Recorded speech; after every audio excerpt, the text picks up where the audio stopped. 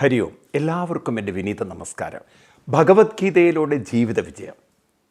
ജീവിതം വിജയമാക്കുക എന്നത് നാം കരുതുന്ന രീതിയിലുള്ള ഒരു വിജയമല്ല. മറിച്ച് ജീവിതം എങ്ങനെ വന്നാലും അതിനുള്ള സമീപനത്തിൽ, ആറ്റിറ്റ്യൂഡിൽ നമ്മൾ മാറ്റം വരുത്തി നമ്മുടെ ജീവിതത്തെ നമ്മൾ പോസിറ്റീവാക്കി എടുക്കുന്നതിൻ്റെ പേരാണ് വിജയമുള്ളതാക്കി തീർക്കുക. അപ്പോൾ ഇവിടെ ഏറ്റവും മുഖ്യം നമ്മുടെ മനസ്ഥിതിയാണ്. ഇവിടെയാണ് ഭഗവാൻ ശ്രീകൃഷ്ണൻ ജീവിതം ഒരു ആസ്വാദനമാക്കുന്ന രഹസ്യം നമുക്ക് പറഞ്ഞിരുന്നത്. സത്യത്തിൽ നമ്മുടെയൊന്നും കുട്ടിക്കാലത്തോ യൗവനത്തിലൊന്നും നാം മനസ്സിലാക്കാത്തതായൊരു ജീവിത രീതി ഭഗവാൻ കൃഷ്ണൻ ഗീതയിലൂടെ അവതരിപ്പിക്കുകയാണ്. അതുകൊണ്ടാണ് Bhagavad Gita is the best management ഗ്രന്ഥമാണെന്ന് പറയുന്നത്. ഇതൊരു ശരിക്കു പറഞ്ഞാൽ ലോകം മുഴുവൻ ഉൾക്കൊണ്ടിരുന്നു എങ്കിൽ ഇന്നത്തെ ലോകത്തിൻ്റെ സമൂഹ വീക്ഷണം തന്നെ മാറുമായിരുന്നു. കാരണം ഇവിടെ ലോകം ഇന്ന് അനുഭവിക്കുന്നതെന്ന് വെച്ചാൽ മനുഷ്യ മനസ്സിന് പരിവർത്തനം വരുത്താത്ത എഡ്യൂക്കേഷനും അതുപോലുള്ള മതചിന്തകളും മറ്റും ഉള്ളതാണ്. അപ്പോൾ മനുഷ്യ മനസ്സിൽ പരിവർത്തനം വരുത്താത്തവരെന്ത് എഡ്യൂക്കേറ്റഡ് ആയാലും അവർ സ്ട്രെസ്സും ടെൻഷനും പ്രശ്നങ്ങളും പ്രയാസങ്ങളും വളരെ ദുരിതമായിട്ട് അവർ ജീവിക്കും. എക്സ്റ്റേണലി അവർക്ക് നല്ല വർക്കിംഗ് കണ്ടീഷനുള്ള സൗകര്യങ്ങളുണ്ടെങ്കിലും ഇൻറ്റേർണലി അവരെപ്പോഴും അജിറ്റേറ്റഡും റെസ്റ്റ്ലെസ്സും അസ്വസ്ഥരുമാണ്. സ്വാമി ചിന്മയാനന്ദജി പറഞ്ഞതുപോലെ അവർ ലക്ഷൂറിയസ്ലി മിസറബിൾ എന്ന് സ്വാമിജി ഒരു വാക്കുപയോഗിക്കും. ലക്ഷൂറിയസ്ലി മിസറബിൾ എന്ന് വെച്ചാൽ in the midst of all the luxuries, they are miserable. കാരണം മാനസിക അവസ്ഥ അവരെ സംബന്ധിച്ച് മാറ്റിയെടുക്കാൻ പറ്റുന്നില്ല, അവരാരും പഠിപ്പിച്ചിട്ടില്ല. അപ്പം അതുകൊണ്ട് ഇവിടെ ഭഗവാൻ ശ്രീകൃഷ്ണൻ നമുക്ക് കാണിച്ചു തരുന്ന ജീവിതം എന്ന് പറയുന്നത് സന്തോഷത്തിൻ്റെ, സംതൃപ്തിയുടെ, ഊർജത്തിൻ്റെ, ഉത്സാഹത്തിൻ്റെ ജീവിതമാണ്. അപ്പം അങ്ങനെയുള്ളൊരു ജീവിതം നമുക്ക് വേണം എന്ന് ആഗ്രഹിക്കുന്നുവെങ്കിൽ അവർക്കുള്ളതാണ് ഭഗവത്ഗീത. അതുകൊണ്ട് ഭഗവത്ഗീത ഒരു പാരായണ ഗ്രന്ഥമായി അല്ലെങ്കിൽ ഒരു ഹിന്ദുമത ഗ്രന്ഥമായി ഒതുക്കി വയ്ക്കരുത്. ഇത് ഓരോ മനുഷ്യനും ഉൾക്കൊണ്ട് ജീവിക്കേണ്ട അത്യുത്തമ ജീവിത ശാസ്ത്രമാണ്. ഈ ഒരു ഗ്രന്ഥം ശരിക്കും സ്കൂളിൽ പഠിപ്പിച്ചിരുന്നെങ്കിൽ പ്രൊഡക്ടിവിറ്റി കൂടുമായിരുന്നു, ക്വാളിറ്റി കൂടുമായിരുന്നു, ആളുകളുടെ ഡെപ്ത് ഓഫ് ഹാപ്പിനെസ്, സംതൃപ്തി കൂടുമായിരുന്നു. നിങ്ങൾ കേട്ട് കാണാം, ഭൂട്ടാൻ്റെ ഏറ്റവും വലിയൊരു അസറ്റ് എന്ന് പറയുന്നത് അവിടുത്തെ നമുക്കൊക്കെ ജീരിയസ് സമ്പത്താണെങ്കിൽ അവരേത് ഹാപ്പിനെസ്സാണ്. എല്ലാവരും ഹാപ്പിയാണ്, മെൻ്റലി അവർ വളരെ ഹാപ്പിയാണ്. അപ്പം അത്തരം സ്ഥലങ്ങളിൽ രോഗങ്ങളും വളരെ കുറവാണ്, പ്രശ്നങ്ങളും കുറവാണ്. ഈ നാട്ടിലുള്ള പ്രശ്നം, പ്രധാനമായിട്ടുള്ള പ്രശ്നം, ജനങ്ങളെ അഭിമുഖീകരിക്കുന്ന പ്രശ്നം ജോലിയില്ലാത്തതല്ല. ശരിക്കും പറഞ്ഞാൽ ജോലി എല്ലാവർക്കും ഉള്ളതൊക്കെ ഉണ്ട് ലോകത്തിൽ. പക്ഷെ പലരും ചൂസ് ചെയ്യണം, അവർക്ക് ഇഷ്ടപ്പെട്ട ജോലി മാത്രമേ ചെയ്യുള്ളൂ. എല്ലാം ചെയ്യാൻ അവർ തയ്യാറില്ല. ഇവിടുത്തെ ചെറുപ്പക്കാർ വിചാരിച്ചു കഴിഞ്ഞാൽ എന്തെല്ലാം ജോലികൾ കണ്ടെത്താൻ പറ്റും.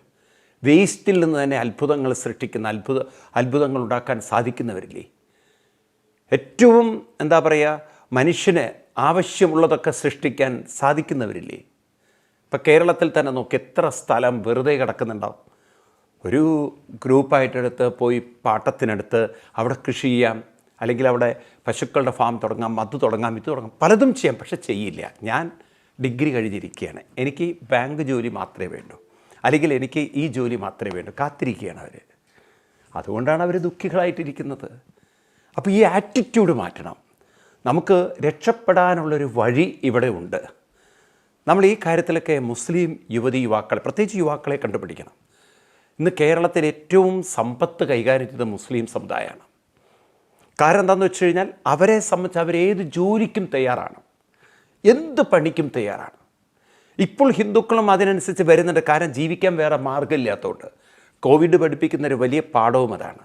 കാരണം നിങ്ങൾ കാത്തിരുന്നിട്ട് കാര്യമില്ല, കാത്തിരുന്നിട്ട് ഒരു ലോകം സൃഷ്ടിക്കാൻ സാധ്യമല്ല. കാരണം ജോലിയുള്ളവർക്ക് തന്നെ ജോലി നഷ്ടപ്പെട്ടുകൊണ്ടിരിക്കുകയാണ്. അപ്പോൾ പിന്നെ ഏത് ജോലിക്കും നമ്മൾ പോകാൻ തയ്യാറാവണം. അപ്പോൾ ആ ജോലി നമുക്ക് ആസ്വദിക്കണമെങ്കിൽ മടുത്തും വെറുത്തും കഷ്ടപ്പെട്ടും അല്ലെങ്കിൽ മനസ്സ് മുഴുവൻ ശപിച്ചും അങ്ങനെ ജോലി ചെയ്തിട്ട് എന്താ കാര്യം? അപ്പോൾ അത് സന്തോഷത്തോടെ നമുക്ക് കൊണ്ടു നടക്കണമെങ്കിൽ നമുക്ക് വേണ്ടുന്നതായ ചില യോഗ്യതകളുണ്ട്. അതാണ് ഭഗവാൻ കൃഷ്ണൻ ഇവിടെ നമുക്ക് പറഞ്ഞു തരുന്നത്. അപ്പോൾ കഴിഞ്ഞ ക്ലാസ്സിൽ നമ്മൾ കണ്ടു, ഈ പ്രപഞ്ചം എന്ന് പറയുന്നത് ഊർജം വികസിച്ച്, ചില നിയമങ്ങൾക്കനുസരിച്ച് ഊർജം വികസിച്ച് അതങ്ങനെ വികസിച്ച് വരുന്നു, പിന്നീട് അത് വീണ്ടും സങ്കോചിക്കും. ഇന്ന് ആധുനിക ശാസ്ത്രം പറഞ്ഞിരിക്കുന്നു അത് തന്നെയാണ്. ഈ പ്രപഞ്ചത്തിൻ്റെ സാന്ദ്രത കൂടി ഒരു ദിവസം അതിൻ്റെ സാന്ദ്രത അതിൻ്റെ ഒരു പോയിന്റിൽ എത്തിക്കഴിഞ്ഞാൽ പിന്നെ അത് കുറഞ്ഞ് അത് പഴയ അവസ്ഥയിലേക്ക് പോകും. ഈ ചക്രത്തിലൂടെയാണ് പ്രപഞ്ചം കറങ്ങുന്നത്. അതിനൊരു ബോധ നിയമമുണ്ട്. അതൊക്കെ നമ്മൾ കഴിഞ്ഞ ക്ലാസ്സുകളിലൊക്കെ കണ്ടു. അതുകൊണ്ട് ഭഗവാൻ കൃഷ്ണൻ പറഞ്ഞു, ഇങ്ങനെ ഈ ഒരു നിയമത്തിനനുസരിച്ച് കറങ്ങുന്ന ഈ ഒരു പ്രപഞ്ചത്തിൽ നാം നമ്മുടെ മനസ്സിനെ പോസിറ്റീവാക്കി വെച്ചിട്ടില്ല എങ്കിൽ നമുക്ക് ഈ കറക്കം ഒരു ദുരിതമായ കറക്കമായി തീരും. അപ്പം അതുകൊണ്ട് നമ്മുടെ മനസ്സിനെ നമ്മൾ വളരെ ശ്രദ്ധിക്കണം. ആ മനസ്സിലാണ് സുഖദുഃഖങ്ങളുള്ളതെന്ന് തിരിച്ചറിയണം. അതിലെ ദുഃഖങ്ങൾ മാറ്റാനുള്ള കഴിവ് നമുക്കുണ്ടെന്നറിയണം. അപ്പം അതുകൊണ്ട് ഇനിയുള്ള ശ്ലോകത്തിൽ കൃഷ്ണൻ അതിന് എന്താണ് ശരിക്കും നമുക്ക് വേണ്ടതെന്ന് പഠിപ്പിക്കുകയാണ്. നമുക്ക് ആ ശ്ലോകം നോക്കാം. 18-ാം ശ്ലോകം. നൈവ തസ്യ കൃതേനാർത്തോ നാകൃതേനേഹ കശ്ചന നചാസ്യ സർവഭൂതേഷു കശ്ചിദർത്ഥവ്യഭാഷയ. ഇവിടെ നേരത്തെ 17-ാം ശ്ലോകത്തിൽ പറഞ്ഞതിൻ്റെ തുടർച്ചയാണ് ഈ ശ്ലോകം. അതായത് ആത്മരതി, ആത്മതൃപ്ത, ആത്മതുഷ്ട, ഈ വാക്കുകൾ മറക്കരുത്. അപ്പം ഇവിടെ ആരാണോ നിരന്തര സാധന അനുഷ്ഠിക്കുന്നത് അത് വളരെ മുഖ്യം. എന്താ സാധന?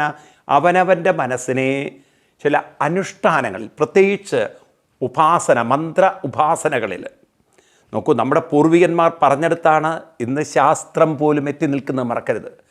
കഴിഞ്ഞ ദിവസം ഞാനൊരു വീഡിയോ എനിക്കൊരാൾ അയച്ചു തന്നു. അത് ബാംഗ്ലൂരിലൊരു നിങ്ങൾ കേട്ടുന്ന നാരായൺ ഹോസ്പിറ്റൽ, അത് എസ്പെഷ്യലി ഹാർട്ട് ഹോസ്പിറ്റലാണ്. അവിടുത്തെ ഒരു സീനിയർ ഡോക്ടറാണ്, അയാൾ സർജനും കൂടിയാണ്. അപ്പോൾ അദ്ദേഹം പറയണത് ഈ ഓങ്കാരത്തിൻ്റെ ഹമ്മിങ് സൗണ്ട്,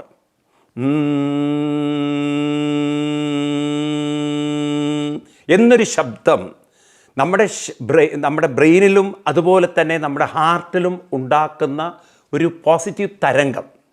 ഇപ്പം നമ്മുടെ ശരീരത്തിന് വേണ്ടുന്ന നൈട്രിക് ഓക്സൈഡ് അത് വേണ്ട വിധത്തിൽ നിലനിർത്തിക്കൊണ്ട് ശരീരത്തിന് വേണ്ടുന്ന പ്രവർത്തനങ്ങൾക്ക് അത് വളരെ സഹായകമായി തീരുന്നു. അങ്ങനെ ഒരു കാര്യം അദ്ദേഹം പറഞ്ഞ പോലെ ഞാൻ ശ്രദ്ധിക്കുകയാണ്. അപ്പോൾ പറഞ്ഞു വരുന്നതെന്ന് വെച്ചാൽ ഭാരതീയ ഋഷിവര്യന്മാർ പറയുന്ന മന്ത്രങ്ങൾ ശരീരത്തിനും പിന്നെ മനസ്സിൻ്റെ കാര്യം പറയാനുണ്ടോ, ആ മനസ്സിനും വളരെയധികം ഉന്മേഷവും ഊർജവും പ്രദാനം ചെയ്യും. അപ്പം മന്ത്രങ്ങളിൽ കുറച്ചു നേരം മനസ്സിനെ ലയിപ്പിക്കുമ്പോൾ, മനസ്സ് ശാന്തമാകുമ്പോൾ, കെട്ടടങ്ങുമ്പോൾ നാം മനസ്സിനൊരു പരിശീലനം കൊടുക്കുകയാണ്. മനസ്സിന് കൊടുക്കുന്ന ഏറ്റവും വലിയ പരിശീലനമാണ് മനസ്സ് ശാന്തമാവുക, കെട്ടടക്കുക. അപ്പോൾ നമ്മുടെ ജീവിതത്തിൽ നാം ചില സാധനകൾ അനുഷ്ഠിച്ചാൽ മാത്രമേ മനസ്സിനെ കെട്ടടക്കാൻ സാധിക്കുള്ളൂ. അപ്പോൾ നമുക്ക് നമ്മുടെ ജീവിതം ആസ്വദിക്കണമെങ്കിൽ 3 ശത്രുക്കളെ തോൽപ്പിക്കേണ്ടതുണ്ട് ഉള്ളിൽ നിന്ന്.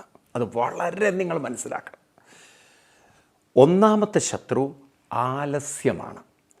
ആലസ്യം നമ്മളെ പുറകോട്ട് വലിക്കും. തമോ ഗുണം നമ്മുടെ കഴിവിനെ മുഴുവൻ ഇല്ലാതാക്കും. അതൊരു വലിയ വൈറസാണ് തമോ ഗുണം. അത് കൃത്യനിഷ്ഠ കൊണ്ട് മാത്രമേ നമുക്ക് തോൽപ്പിക്കാൻ പറ്റുള്ളൂ. അതുകൊണ്ട് ഏതൊരു വ്യക്തിക്കും ജീവിതത്തിൽ വിജയിക്കണം എന്ന് ആഗ്രഹിക്കുന്നവർ ഒരു ഡിസിപ്ലിൻ ഫോളോ ചെയ്തേ പറ്റുള്ളൂ. കാരണം നിങ്ങളുടെ ബ്രെയിനിൻ്റെ പവർ മുഴുവൻ ഇല്ലാതാക്കുന്ന ഏറ്റവും വലിയ ശത്രുവാണ് തമോ ഗുണം, ആലസ്യം. രണ്ടാമത്തതാണ് അനാവശ്യമായ ചിന്തകൾ, ഉത്കണ്ഠകൾ, അസ്വസ്ഥതകൾ. ആ ചിന്തകളെ നമുക്ക് ഉള്ളിൽ നിന്ന് മാറ്റാത്തിടത്തോളം കാലം ഒരു കാര്യത്തിലും ഏകാഗ്രത ഉണ്ടാവില്ല. ഇപ്പം ഏകാഗ്രത കിട്ടാനാണ് നേരത്തെ പറഞ്ഞ മന്ത്രസാധന, പ്രണവോപാസന, അങ്ങനെ നല്ല കാര്യങ്ങൾ പരിശീലിക്കുക. അപ്പം മനസ്സിൻ്റെ ഈ ആവലാതികൾ, പരാതികൾ, പരിഭവങ്ങൾ അതിങ്ങനെ കുറഞ്ഞു വരും. മൂന്നാമത്തതാണ് മനസ്സിനെ സംബന്ധിച്ച് മറ്റുള്ളവരിലേക്ക് എൻ്റെ പ്രയത്നം, എൻ്റെ പ്രവർത്തനം, എൻ്റെ സേവനം മറ്റുള്ളവർക്ക് സന്തോഷം പകരാൻ, മറ്റുള്ളവർക്ക് എന്നെക്കൊണ്ട് ഉപകാരം ചെയ്യാനാണ്. നമ്മളെപ്പോഴും ഐ എന്നത് വിട്ട് സ്വാർത്ഥത വിട്ട് മറ്റുള്ളവരെ പരിഗണിക്കുക. ഈ സ്വാർത്ഥതയും നമ്മളെ ഉൾവലിയിപ്പിക്കും. അത് ഒരുതരം ഇൻട്രോവേർട്ടഡ്നെസ് അല്ലത്, അതൊരു തരം ഡിപ്രഷനാണത്. അല്ലെങ്കിൽ അതൊരു തരം നമ്മളെ മെൻ്റലി നമ്മളെ ഒരു ഇൻഫീരിയോറിറ്റിയിലേക്ക് കൊണ്ടുപോവുകയാണ്. കാരണം അവരൊരു ചെറിയ ലോകത്തിൽ കുരുങ്ങിക്കിടക്കുകയാണ്. അപ്പം നമ്മുടെ ആ ഒരു ചെറിയ ലോകത്തിൽ നിന്ന് മറ്റുള്ളവർക്ക് ലോകാസമസ്ത എന്നുള്ളൊരു അവസ്ഥയിലേക്ക് വരണം. എൻ്റെ ജോലി കൊണ്ട് മറ്റുള്ളവർക്ക് പ്രയോജനം ഉണ്ടാവണം, എൻ്റെ ഈ പ്രയത്നം കൊണ്ട് മറ്റുള്ളവർക്ക് ഗുണമുണ്ടാവണം. അപ്പോൾ ഈ 3 കാര്യങ്ങൾ നമുക്ക് ശീലിക്കാൻ സാധിച്ചാൽ, അതായിരുന്നു മഹാന്മാർ. എന്തൊക്കെയാണ്? ആലസ്യമില്ലാത്തൊരു ജീവിതം. അപ്പോൾ നമ്മൾ സുഖമെന്ന് പറയുന്നുണ്ടല്ലോ, അവിടെ തെറ്റും. കാരണം സുഖമെന്ന് പറയുന്നത് പലപ്പോഴും അലസതയിലും സുഖം കിട്ടും. ഒന്നും ചെയ്യാതിരിക്കുന്ന ഒരാൾക്കും സുഖം കിട്ടും, പക്ഷേ അവർക്ക് ഊർജ്ജമില്ല. എന്ന് മാത്രമല്ല, അവരോട് എന്തെങ്കിലും പറഞ്ഞാൽ അവർക്ക് അതിനോട്ട് താല്പര്യമില്ല. കാരണം മടിയന്മാരാണ്. അപ്പോൾ ഇവിടെ മടിയുള്ളവരെ സംബന്ധിച്ച് എവിടെയും എത്താൻ പറ്റില്ല. ഊർജ്ജമുള്ളവർക്ക് ജീവിതത്തിൽ വികാസമുള്ളൂ. ഊർജ്ജത്തിനെ വികസിക്കാൻ പറ്റുള്ളൂ. മറ്റത് സോളിഡായി കഴിഞ്ഞു. മടി എന്ന് പറഞ്ഞാൽ അതൊരു സോളിഡ് സ്റ്റേറ്റാണ്. ഇനി അതിന് വികസിക്കാൻ പറ്റില്ല, അത് സങ്കോചിക്കുകയുള്ളൂ. അപ്പം നിങ്ങൾക്ക് ഉയരണം, വികസിക്കണം എന്നുണ്ടെങ്കിൽ കൃത്യനിഷ്ഠ വേണം. അതിൽ സംശയിക്കേണ്ട നിങ്ങൾ. അബ്ദുൽ കലാം സാറും അത് തന്നെയാണ് പറയുന്നത്. സ്വപ്നം കണ്ടാൽ മാത്രം പോരെ, സാക്ഷാത്കരിക്കാൻ അതിനുവേണ്ടി പ്രയത്നിക്കേണ്ടതുണ്ട്. കാലത്ത് 3 മണിക്കൊക്കെ എണീറ്റാണ് അദ്ദേഹത്തിൻ്റെ സാധന ചെയ്തുകൊണ്ടിരുന്നത്. മഹാന്മാരങ്ങനെയാണ്, കാലത്ത് നേരത്തെ എണീറ്റ് അവരുടെ സാധനകൾ ചെയ്യും. അപ്പം അത് നമ്മൾ അനുഷ്ഠിക്കണം. അപ്പോൾ 1ാമത്തെ ശത്രു ആലസ്യം, 2ാമത്തെ ശത്രു അനാവശ്യ ചിന്ത, 3ാമത്തത് എൻ്റെ സുഖം, എൻ്റെ ലോകം. അത് വിട്ടേക്കണം. മറ്റുള്ളവർക്ക് സുഖം, മറ്റുള്ളവർക്ക് സന്തോഷം, മറ്റുള്ളവർക്ക് ഗുണം കിട്ടാൻ, മറ്റുള്ളവർക്ക് ആ ഒരു ആറ്റിറ്റ്യൂഡ് എടുത്തുകൊണ്ട് നിങ്ങളൊന്ന് ജോലി ചെയ്യാൻ തുടങ്ങി നോക്കൂ. ടോട്ടലി നിങ്ങളുടെ ആ കാഴ്ചപ്പാട് മാറും. നിങ്ങൾ വളരെ ഉത്സാഹഭരിതരാകും. ഉത്സാഹമുണ്ടാവണമെങ്കിൽ, ഊർജ്ജമുണ്ടാവണമെങ്കിൽ രാവിലെ എണീറ്റ് കുറച്ച് പ്രാണായാമം തുടങ്ങിയൊക്കെ പരിശീലിക്കണം. അപ്പോൾ നമ്മുടെ ശരീരത്തിൽ ഊർജ്ജശക്തി കൂടും. നിങ്ങളുടെ ശരീരത്തിലുള്ള ട്രില്യൺസ് ആൻഡ് ട്രില്യൺ സെൽസിലേക്ക് ശുദ്ധമായ ഓക്സിജനും പ്രാണനും എത്തിച്ചാൽ നിങ്ങളുടെ ഊർജ്ജശക്തി കൂടും. നേരെ മറിച്ച് നമ്മൾ അലസമായിട്ട് ഇരുന്ന് കഴിഞ്ഞാൽ ഈ ട്രില്യൺസ് ആൻഡ് ട്രില്യൺ സെൽസുകളൊക്കെ അടിമകളാവും, അലസരാവും. അതൊന്നും വേണ്ട പോലെ പണിയെടുക്കില്ല. അപ്പോൾ നമുക്കൊരു ഊർജ്ജം തോന്നില്ല ശരീരത്തിൽ. ലേസിനെസ്, ലഥാർജി മാറും.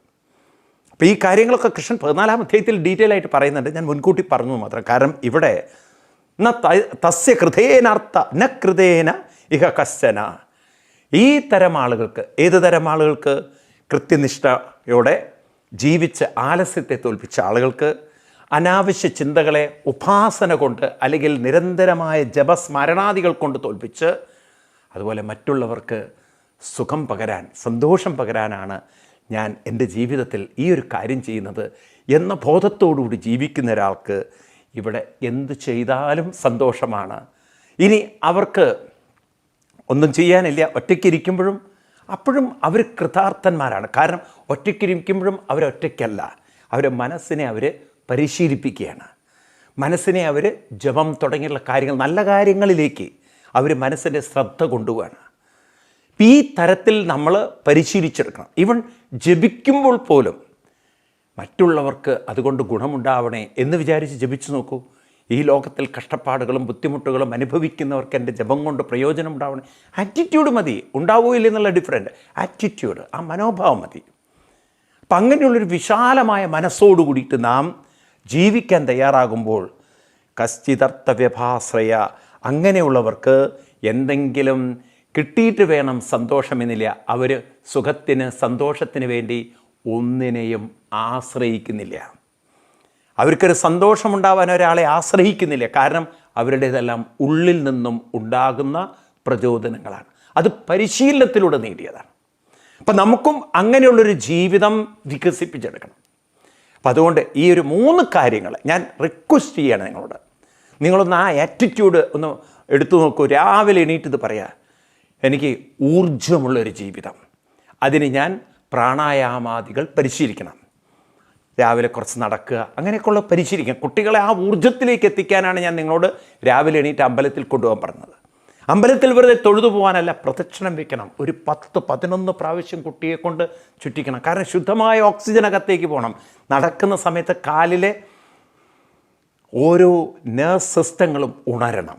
കാലിൻ്റെ അടിയുണ്ടല്ലോ, കല്ലിലിങ്ങനെ അമർത്തുന്ന സമയത്ത് ആ കരിങ്കല്ലൊക്കെ എന്തിനാ പാകിയത് വെച്ച് കഴിഞ്ഞാൽ നമ്മുടെ കാലിൻ്റെ അടിയിലുള്ള ഓരോ നെർവുകളും ആക്റ്റീവ് ആകുമ്പോൾ ബ്ലഡ് സർക്കുലേഷൻ കൂടുന്നു, ശരീരത്തിലുള്ള ബ്ലഡ് നല്ല ശുദ്ധമായി മാറുന്നു, അതിൽ ഓക്സിജൻ്റെ അളവ് കൂടുന്നു. അപ്പോൾ ഒരു ഉന്മേഷവും ഉത്സാഹവും ഊർജ്ജവും കൂടും. പിന്നെ ഓങ്കാരം ചൊല്ലി കുറച്ചു നേരം ജപിക്കുന്ന സമയത്ത് ഗായത്രി കുട്ടികളെ കൊണ്ട് ജപിപ്പിക്കണം.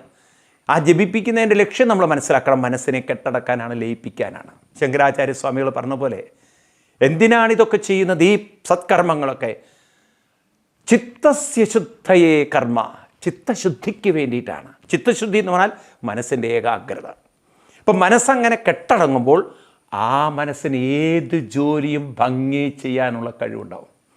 ആഗ്രഹിച്ചത് കിട്ടിയില്ലെങ്കിലും കിട്ടിയത് ആഗ്രഹിച്ചതുപോലെ ആക്കാൻ അവർക്ക് പറ്റും. അപ്പം ആ തരത്തിലുള്ളൊരു ആറ്റിറ്റ്യൂഡ്, ഞാൻ ഇന്നതേ ചെയ്യുള്ളൂ എന്നില്ല, ഏത് കാര്യവും ചെയ്യാനുള്ളൊരു മനസ്സ്. കഴിഞ്ഞ ദിവസം ഞാനൊരു പത്രത്തിലൊരു വാർത്ത വായിച്ചത്, ഒരു സബ് ഇൻസ്പെക്ടറാണ്. അദ്ദേഹം കൊടുങ്ങല്ലൂർ ഏതോ ഭാഗത്തെറ്റിയാണ് അദ്ദേഹത്തിന് പോസ്റ്റിംഗ് കിട്ടിയത്. അദ്ദേഹത്തിൻ്റെ ഒരു ജോബ് എന്ന് ലിഷർ ജോബ് എന്ന് പറയുന്നത്, ലിഷർ എന്ന് പറയുന്നത് തോണിയെടുത്ത് കടലിൽ പോകാന്നൊരു മീൻ പിടിച്ചുകൊണ്ടിരിക്കുക. അദ്ദേഹം ശരിക്കും പറഞ്ഞാൽ ആ ഒരു ഇതിലല്ല ജീവിച്ചത്, പക്ഷേ അദ്ദേഹത്തിൻ്റെ ഒരു ഹോബി. എന്നിട്ട് ആ മത്സ്യം എല്ലാവർക്കും വിതരണം ചെയ്യുക, കച്ചവടത്തിന് വേണ്ടിയിട്ട്. ഒരു സന്തോഷം. അങ്ങനെയൊക്കെ ഒരു മനസ്സുണ്ടല്ലോ. തൻ്റെ സാറ്റർഡേ സൺഡേ പോലും ടി വിയുടെ മുന്നിലിരുന്ന് അങ്ങനെ ജീവിതത്തിൽ ശമ്പളം കിട്ടുന്നുണ്ട്, ഞാനെന്തിനാണ് ജോലിക്ക് പോകണത്? അങ്ങനെയല്ല. ഇന്ന് എന്നെക്കൊണ്ട് എന്തെങ്കിലും ഒരു സഹായം മറ്റുള്ളവർക്ക്, എന്തെങ്കിലും ഒരു ഉപകാരം മറ്റുള്ളവർക്ക്. ഇങ്ങനെ ഓരോ മനുഷ്യരും ഇവിടെ ജീവിക്കാൻ തുടങ്ങിയാൽ ഈ ലോകം എങ്ങനെയായിരിക്കും എന്ന് ആലോചിച്ച് ചിന്തിക്കാൻ പറ്റുമോ നമുക്ക്? അതാണ് സ്വർഗമുണ്ടാക്കൽ. അതാണ് കൃഷ്ണൻ പഠിപ്പിക്കുന്ന സ്വർഗം. അപ്പോൾ ഈ 3 മനോഭാവം, ആലസ്യം മാറ്റണം, അനാവശ്യ ചിന്തകൾ എടുത്തു മാറ്റണം, അതുപോലെ എനിക്ക് വേണ്ടിയാണ് ഞാൻ ജീവിക്കുന്നത് എന്ന ആറ്റിറ്റ്യൂഡ് മാറ്റണം. എൻ്റെ സുഖത്തിനല്ല, ഈ ജോലി കൊണ്ട് മറ്റുള്ളവർക്ക് ഗുണമുണ്ടാവട്ടെ, മറ്റുള്ളവർക്ക് പ്രയോജനമുണ്ടാവട്ടെ. അങ്ങനെയുള്ളൊരു മനോഭാവം നമുക്കുണ്ടാകുമ്പോൾ, ഇപ്പം നിങ്ങൾ കണ്ടു കാണും, ഇപ്പോൾ ഏതൊരു കാര്യത്തിൽ നമുക്ക് ഒരു ഫീഡ്ബാക്ക് കൊടുക്കണമെന്ന് പറയും. ഏത് സർവീസിനും നിങ്ങൾക്ക് ഞങ്ങളുടെ റിസപ്ഷൻ ഇഷ്ടപ്പെട്ടു, നിങ്ങൾക്ക് ഞങ്ങളുടെ സർവീസ് ഇഷ്ടപ്പെട്ടു, നിങ്ങൾക്ക് ഞങ്ങളുടെ പ്രൊഡക്റ്റ് ഇഷ്ടപ്പെട്ടു, നിങ്ങൾക്ക് ആമസോണിന്നോ അല്ലെങ്കിൽ ഫ്ലിപ്കാർട്ടിൽ ഒക്കെ ഓൺലൈനായിട്ട് പലതും മേടിച്ച് കഴിഞ്ഞാൽ നിങ്ങൾക്കത് റിസീവ് ചെയ്ത് കഴിഞ്ഞാൽ ഉടനെ അവരൊരു ഫീഡ്ബാക്ക് നിങ്ങൾക്ക് അയച്ചു തരും. ഒന്ന് നിങ്ങൾ ഫീഡ്ബാക്ക് തരണം എന്ന് പറഞ്ഞിട്ട്. അപ്പോൾ അവർ ഒരുപാട് ചോദ്യം, ഞങ്ങളുടെ പ്രൊഡക്റ്റ് എങ്ങനെ, ഞങ്ങളുടെ സർവീസ് എങ്ങനെ, ഞങ്ങളെങ്ങനെ സമയത്തിന് അത് ഡിസ്ട്രിബ്യൂട്ട് ചെയ്തു, അങ്ങനെയൊക്കെയുള്ള കാര്യങ്ങൾ. ഈ തരത്തിൽ നമ്മളൊരു ഫീഡ്ബാക്ക് കൊടുക്കുമ്പോൾ അവരുടെ സർവീസിനെ നമ്മൾ വാല്യൂ ചെയ്യുന്ന പോലെ നമ്മളെയും മറ്റുള്ളവർ വാല്യൂ ചെയ്യണമെങ്കിൽ നമുക്ക് ഊർജം വേണം, ഏകാഗ്രത വേണം, മറ്റുള്ളവർക്ക് സന്തോഷം പകരുന്നതിൽ സന്തോഷം കണ്ടെത്താനുള്ള കഴിവ് വേണം. ഇത് 3 ഉള്ള ആളുകളാണ് ശ്രേഷ്ഠന്മാരായിട്ടുള്ള ആളുകൾ. അവരുടെ പ്രവൃത്തിയും ശ്രേഷ്ഠമായി തീരും. അതുകൊണ്ട് അടുത്ത ശ്ലോകത്തിൽ ഭഗവാൻ കൃഷ്ണൻ അത് വിസ്തരിക്കുകയാണ്, ഒന്നുകൂടി മനസ്സിലാക്കി തരികയാണ്. അടുത്ത ശ്ലോകം അതിഗംഭീരാണ്. നിങ്ങൾക്ക് ഓരോരുത്തർക്കും വേണമെങ്കിൽ ഈ ഒരു പറയാൻ പോകുന്ന കൃഷ്ണൻ അടുത്ത ശ്ലോകത്തിൽ വ്യാഖ്യാനിക്കാൻ പോകുന്ന ആ അവസ്ഥ ഉണ്ടല്ലോ, അത് കൈവരിക്കാൻ പറ്റും. നമ്മളൊന്ന് മനസ്സിരുത്തുകയാണെങ്കിൽ ഒരു പുതിയ ജീവിതം നമുക്ക് വാർത്തെടുക്കാൻ സാധിക്കുമെന്ന് ഭഗവാൻ കൃഷ്ണൻ ഓർമ്മിപ്പിക്കുകയാണ് അടുത്ത ശ്ലോകത്തിലൂടെ. അതുകൊണ്ട് അടുത്ത ശ്ലോകം നിങ്ങളെല്ലാവരും ബൈഹാർട്ട് പഠിക്കണം. ഞാൻ അതിലേക്ക് കടക്കുന്നതിന് മുമ്പ് പറയുകയാണ്, നമ്മൾ ഓരോരുത്തരും ഒരു പുതിയൊരു വ്യക്തിത്വമായി പരിവർത്തനം വരണം. കാരണം പരിവർത്തനത്തിൻ്റെ ശാസ്ത്രമാണ് ഗീത. മനുഷ്യന് മാത്രമേ പരിവർത്തനം വരുത്താൻ സാധിക്കുള്ളൂ. സ്വയം പരിവർത്തനം നമുക്ക് വരുത്താൻ സാധിക്കും. അപ്പോൾ നമുക്ക് സ്വയം പരിവർത്തനം വരുത്തണമെങ്കിൽ നമുക്ക് കുറച്ച് ഡിസിഷൻ ഉണ്ടാവണം. എനിക്കിത് പറ്റും. ഇപ്പം മദ്യം കഴിക്കുന്ന ആൾ പറയും, ഞാൻ ഇന്ന് മുതൽ കഴിക്കില്ല. ഇപ്പം നമുക്ക് കോവാക്സിൻ അല്ലെങ്കിൽ നമ്മൾ കോവിഡ് വാക്സിൻ എടുക്കാൻ ഇത്ര ദിവസം നിങ്ങൾ മദ്യം കഴിക്കരുത്, എടുത്തു കഴിഞ്ഞാൽ കഴിക്കരുത്. കാരണം കഴിച്ചാൽ അതിൻ്റെ ഇഫക്റ്റ് പോകുന്നു മാത്രമല്ല, അതുകൊണ്ട് വലിയ സൈഡ് എഫക്റ്റുകൾ ഉണ്ടാവും. അപ്പോൾ ആളുകൾ കഴിക്കാതിരിക്കണം. അപ്പോൾ എനിക്കിത് പറ്റും എന്ന് തീരുമാനിക്കാനുള്ളൊരു കഴിവ്. ഇങ്ങനെ നമ്മൾ ഓരോ കാര്യത്തിലും പലതും തീരുമാനിക്കുന്ന പോലെ, ശബരിമലയ്ക്ക് 40 ദിവസം വ്രതം എടുക്കുന്നവർ, എനിക്ക് 40 ദിവസം വ്രതം എടുക്കാൻ പറ്റും. അപ്പോൾ ആ രീതിയിലൊക്കെ വ്രതമെടുത്ത് ശബരിമലയ്ക്ക് പോകുന്ന ആളുകൾക്കത് പറ്റുമെങ്കിൽ, നിങ്ങൾ ഇസ്ലാം സമുദായത്തിൽ തന്നെ കണ്ടില്ലേ, 1 മാസം നോമ്പെടുക്കാൻ എനിക്ക് പറ്റും എന്നവർ തീരുമാനിക്കണം. അവരിത്തിരി ഫോഴ്സ്ഫുള്ളാണ്, അത് വേറെ കാര്യം. ഇവിടെ ഹിന്ദുമതത്തിൽ അത് കുറേ സെൽഫ് ഡിസൈഡിങ് ആണ്. ഓരോരുത്തരും ആരെയും ഫോഴ്സ് ചെയ്യുന്നില്ല. ഇപ്പോൾ ഒരു വീട്ടിൽ അച്ഛനമ്മമാരെ എല്ലാവരും മക്കളെയൊക്കെ ഫോഴ്സ് ചെയ്യുന്നതോ താല്പര്യം ഉണ്ടെങ്കിൽ അത്ര ഫ്രീഡമുള്ളൊരു റിലീജിയൻ ഹിന്ദു റിലീജിയനാണ്. അപ്പോൾ ഇവിടെ നമ്മൾ അങ്ങനെ ഒരു ഡിസിഷൻ എടുത്തുകൊണ്ട് നമുക്ക് മാറാൻ സാധിക്കും. ആ ആറ്റിറ്റ്യൂഡിൽ മാത്രം മാറ്റം വരുത്തിയാൽ മതി. ആറ്റിറ്റ്യൂഡ് ശരിയോ ആക്ഷൻ ഭംഗി തീരും. അതുകൊണ്ടാണ് ഭഗവാൻ കൃഷ്ണൻ പറയുന്നത് ഒരു പരാജിതരും ഈ ഭൂമിയിലുണ്ടാവരുത്. പരാജയത്തിൻ്റെ മുഖ്യ കാരണം നമ്മുടെ ആറ്റിറ്റ്യൂഡ് ശരിയല്ല. എന്താ ആറ്റിറ്റ്യൂഡ്? എനിക്ക് സുഖം കിട്ടണം, എനിക്കിഷ്ടമുള്ള കാര്യമുള്ളൂ, എൻ്റെ ലോകം, എൻ്റെ സ്പേസ്, എൻ്റെ. നിങ്ങൾ ഈ ജന്മമല്ല 100 ജന്മം മെനക്കെട്ടാലും നന്നാവാൻ പോളില്ല. നിങ്ങൾക്ക് നന്നാവണം എന്നൊരാഗ്രഹം ഉണ്ടെങ്കിൽ ഈ ഞാൻ എന്നതങ്ങോട്ട് വിടുക. എന്നിട്ട് നിങ്ങളുടെ ആലസ്യത്തെ ആദ്യം പരിഹരിക്കുക. എൻ്റെ ശരീരത്തിൻ്റെ ആലസ്യമാണ് എൻ്റെ ഒരു ശത്രു, അത് മാറ്റി അനാവശ്യ ചിന്തകളെ പരിഹരിക്കുക. അതിന് ഞാൻ കുറച്ച് ജപിക്കും ഭജിക്കുകയൊക്കെ വേണം, അല്ലാതെ പോവില്ല അത്. അതുപോലെ മറ്റുള്ളവർക്ക് എൻ്റെ പ്രവൃത്തി കൊണ്ടൊരു സന്തോഷം ഉണ്ടാവട്ടെ എന്നങ്ങോട്ട് വിചാരിച്ച് നമ്മളങ്ങോട്ട് പ്രവർത്തിച്ച് പ്രയത്നിച്ച് പരിശീലിച്ച് പരിവർത്തനം വരാൻ തയ്യാറുണ്ടെങ്കിൽ നാം ഒരു പുതിയ വ്യക്തിയായി തീരും. അതിന് നിങ്ങൾക്ക് താല്പര്യമുണ്ടോ എങ്കിൽ അടുത്ത ശ്ലോകം ഭഗവാൻ അത് ഭംഗിയായിട്ട് അവതരിപ്പിച്ച് മനസ്സിലാക്കി തരികയാണ്. കൃഷ്ണൻ പറയുന്നു, തസ്മാദസക്തസതതം കാര്യം കർമ്മ സമാചര അസക്തോ ഹ്യാചരൻ കർമ്മ പരമാപ്നോതി പൂരുഷ. തസ്മാദസക്തസതതം കാര്യം കർമ്മ സമാചര അസക്തോ ഹ്യാചരൻ കർമ്മ പരമാപ്നോതി പൂരുഷ. യുദ്ധക്കളത്തിലിരിക്കുന്ന അർജുനന് തൻ്റെ ഗുരുവിനെയും പിതാമഹനെയും വധിക്കുമ്പോൾ അർജുനൻ പറയുന്നു, വേപതുശ്ച ശരീരമേ രോമഹർഷശ്ച ജായതേ. എൻ്റെ ശരീരം ഇതാ വിറയ്ക്കുന്നു, എൻ്റെ മനസ്സത ഭ്രമദീവ ചമേ മന ആകസ്വസ്ഥനാണ്. അതുകൊണ്ട് നജശ്രേയോന് പശ്യാമി, എനിക്കൊരു ശ്രേയസ്സം കാണുന്നില്ല. കൃഷ്ണ, ഈ യുദ്ധം ഞാൻ ചെയ്യുകയില്ല, ഞാനിവിടെ നിന്ന് പോവുകയാണ്. അതുകൊണ്ട് എന്നെക്കൊണ്ട് ഈ യുദ്ധം ചെയ്യിക്കരുത്. എന്നാൽ ഇന്ന് ഭഗവാൻ കൃഷ്ണൻ 3-ാം അധ്യായം 19-ാം ശ്ലോകത്തിലേക്ക് എത്തുമ്പോൾ പറയുന്നു, അർജുന, സതതം കാര്യം കർമ്മ, നീ നിന്നിൽ നിക്ഷിപ്തമായ കാര്യം ചെയ്തോളൂ. കർമ്മ കാര്യം സമാചര, നീ നിന്നിൽ നിക്ഷിപ്തമായ കാര്യം ചെയ്തോളൂ. എങ്ങനെയായിരിക്കും നിൻ്റെ മനസ്സ്? പരമാപ്നോതി, പരം ആപ്നോതി. നിൻ്റെ മനസ്സ് വളരെ ഒരു ആനന്ദ നിർവൃതമായി നിനക്ക് ഇതേ കാര്യം ചെയ്യാൻ പറ്റും. അതായത് മറ്റുള്ളവരുടെ നാശത്തിൽ സന്തോഷിക്കാനല്ല പറയുന്നത്, തൻ്റെ കർത്തവ്യം ഭംഗിയായിട്ട് നിറവേറ്റുമ്പോൾ, അതിലൂടെ ഒരു സമൂഹത്തിന് പ്രയോജനമുണ്ടാകുമ്പോൾ, ഒരു സമൂഹത്തിലേക്ക് ധർമ്മത്തെ താൻ പ്രതിഷ്ഠിക്കുമ്പോൾ കിട്ടുന്ന ഒരു ആത്മസംതൃപ്തി ഉണ്ടല്ലോ, അത് അർജുന നേടിയെടുക്കാൻ സാധിക്കും.